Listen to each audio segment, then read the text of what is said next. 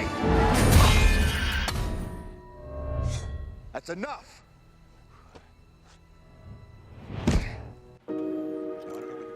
Foi em abril de 2012 que nós fomos apresentados à Santíssima Trindade da MCU. Thor, Capitão América e Homem de Ferro finalmente se encontram e trazem consigo suas características mais marcantes. Thor, o Asgardiano com os poderes de um deus.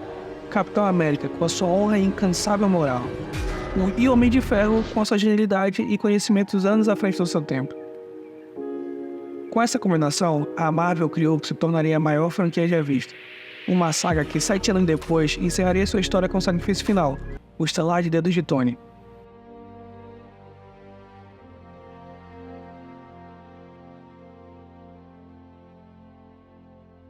A fase 3 termina logo em seguida, com 3 dos nossos heróis preferidos tendo o fim que mereciam ou o fim que arrasaria diversos fãs. E então começa a era pós-Endgame, o que segundo os próprios criadores seria sobre culpa e consequências dos atos tomados em Guerra Infinita e em Endgame.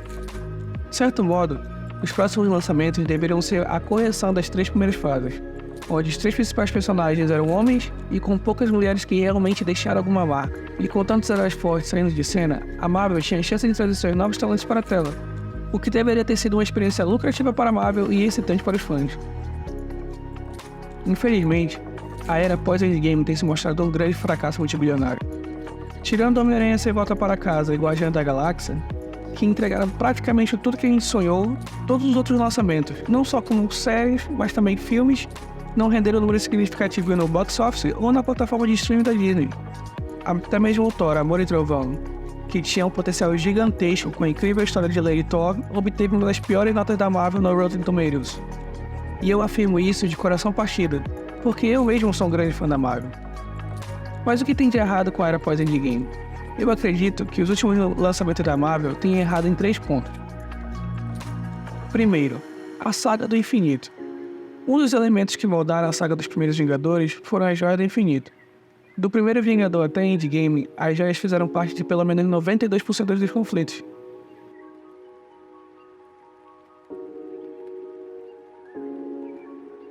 Se você parar pra pensar, mesmo com alguns filmes fracos durante as 3 primeiras fases, as joias aos poucos foram moldando e definindo o que a Marvel é hoje. Elas fizeram personagens de diferentes filmes lutarem a mesma guerra sem mesmo terem se encontrado ou mesmo se conhecerem. Fazendo de uma forma totalmente natural, você não só querer que esses personagens como Tony e os Guardiões da Galáxia se conhecessem, mas também você sentisse essa necessidade. Elas unificaram todas as histórias. Mas e agora? Com as joias sendo devolvidas para o passado e sendo mostradas como verdadeiros pesos de papel na série do Loki, o que vai unificar tantas histórias? Será que vai ser o mundo pós-Blip? O perigo constante dos Celestiais? As linhas do tempo alternativas criadas pelas ações tomadas até agora? É isso mesmo, todas essas opções. Pela primeira vez na MCU, você não tem mais aquela sensação de que todos os personagens estão no mesmo universo. Os problemas que Sam, Wanda e Clint enfrentam não têm nenhuma ligação com o que aconteceu em Eternals ou em Loki. Não me entenda mal, a diversidade das histórias pode ter seu lado bom. Faz com que as pessoas decidam o que querem assistir sem ter que se preocupar em ter perdido algo. Mas isso tem um preço. Eu, por exemplo, gostei muito dos personagens Shang-Chi e Cavaleiro da Lua, mas não consigo imaginar como esses 2 personagens estarão dividindo a tela tão cedo. A magia que a Marvel fez contando as histórias de diversos personagens e como ela fez que esses personagens se reunissem foi única. Veja a Viúva Negra, um personagem que, apesar de ter feito uma aparição marcante em Homem de Ferro 2, o seu personagem não tinha sido muito bem desenvolvido. Foi Capitão América e Soldado Invernal que nos entregaram de fato a Natasha que nos acompanhou até o Endgame. Veja como pegaram um filme que deveria ser solo do Capitão América e não só introduziram o Cabeça de Teia, mas fizeram Guerra Civil funcionar como um filme dos Vingadores não propriamente nomeado. Tudo fazia você sentir que os personagens funcionavam melhor juntos. Os acontecimentos do segundo filme do Capitão América tiraram a Hydra das sombras. Como consequência, eles destruíram a SHIELD e criaram uma base para o filme da Era de Ultron. O fim de Thor, Ragnarok e Pantera Negra construíram um palco para Vingadores Guerra Infinita. Todas essas coisas e muitas outras tornaram a Marvel um universo. Já no pós-Endgame, no final dos Eternals, um celestial gigantesco aparece com uma perspectiva que não só diversas pessoas, mas o mundo inteiro parece estar vendo. Mas parece que isso só aconteceu em Eternals.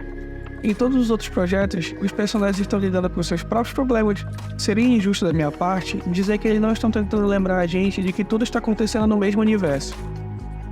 Mas eles fazem isso apenas mencionando alguns nomes aleatórios ou mostrando algumas participações especiais. Quando não, eles mostram como Steve Rogers e Tony Stark fazem falta no mundo atual, e tentam trazer aquele sentimento de nostalgia na gente. Mas na verdade, eles só fazem a gente pensar em como aquilo sim foi uma verdadeira saga.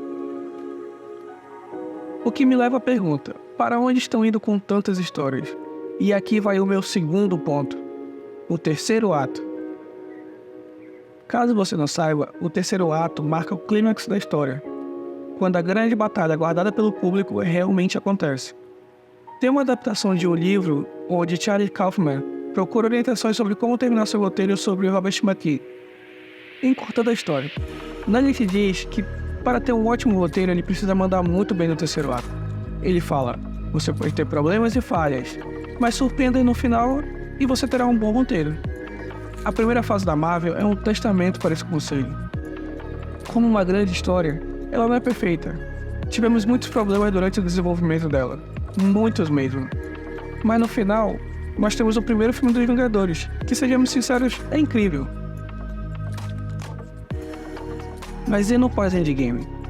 Nós temos um caminho totalmente inverso. Começamos com um gancho muito bom, que realmente te prende na história, mas no fim tropeça e cai de cara no chão. A série WandaVision é um ótimo exemplo disso para mim. Começa desconstruindo aquela visão que a gente tem de sitcom, que foi nutrida durante toda a nossa vida, e a transforma em uma metáfora para luto e dificuldades para seguir em frente. Mas nos 2 últimos episódios nós temos uma batalha genérica de CGI. E não só as séries, a Marvel tem se mostrado completamente incompetente quando se trata de terminar uma história com um clímax que seja de fato envolvente. As histórias têm diversos problemas, mas o que mais me irrita é sem dúvida o vilão surpresa. O vilão surpresa é quando você não quer construir um conflito ou dinâmica que tem um significado entre o herói e o vilão. Um exemplo disso, Frozen. O filme te diz, não confie em qualquer pessoa que aparenta ser legal. Mas revelações como essas não vêm com uma cartaz ou um conhecimento para o crescimento do herói.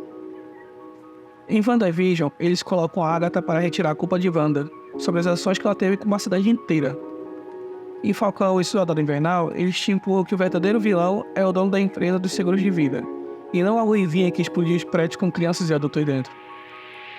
Em Gavião Arqueiro, o verdadeiro vilão é o Rei do Crime, que eles usam para justificar o porquê da mãe de Kate Bishop conspirar com a máfia e cometer um assassinato. E isso se estende muito. Eu achei que a série Loki estava perfeita nos primeiros 5 episódios. O jeito que eles exploraram a personalidade do Loki e enquanto revelava a verdadeira face da TVA, e durante todo esse processo ainda fazem que ele aprenda o verdadeiro significado de amar. Foi realmente muito bom. Mas no último episódio nós somos apresentados ao Ken, o homem por trás da TVA, o que foi legal, mas extinguiu qualquer perspectiva do que aguardava a gente durante a segunda temporada de Loki. E a Marvel sempre foi boa em te dar um gancho sobre o que viria mais à frente. Afinal, era para isso que eles tinham as cenas pós-crédito. Mas aqui, Kang é morto, depois aparece um Kang, o Homem-Formiga, que também é morto. Talvez a história funcione melhor se esses personagens se encontrarem em algum momento ou em algum projeto dos Vingadores. O que parece difícil, já que eles parecem estar em caminhos diferentes, fazendo que a história de cada um tenha que ser satisfatória sozinha. E não são. Apesar de algumas histórias terem sido divertidas, que tenham entretido a gente por algumas horas, a sua grande maioria não é satisfatória. O que torna cansativo quando você tem uma frequência muito grande de projetos assim. E aqui entra o meu terceiro ponto. A quantidade absurda de conteúdo que a Marvel está tentando fazer a gente consumir sem finalizar nada. Nós sempre tivemos uma constância fora do comum dos lançamentos da Marvel por ano. Geralmente 3, 4 filmes por ano. Mas nos últimos 3 anos, muitas pessoas chegaram naquele ponto de nossa, mais um. Acredito que a quantidade de filmes e séries sendo lançadas em um único ano tenha dificultado um verdadeiro crescimento e aprimoramento do que vem a seguir.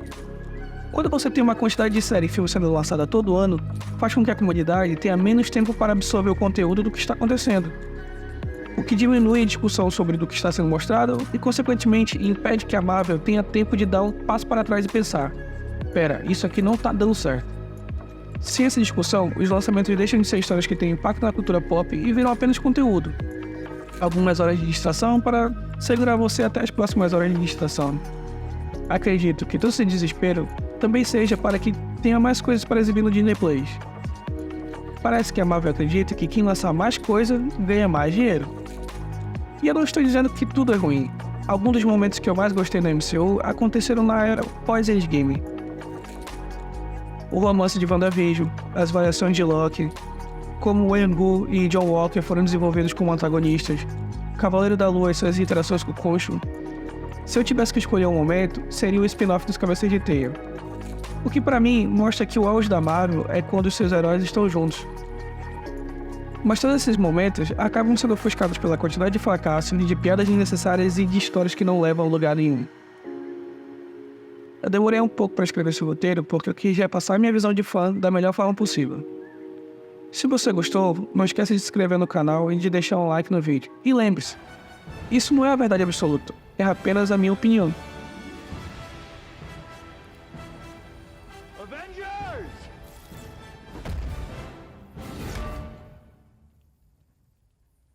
Assemble.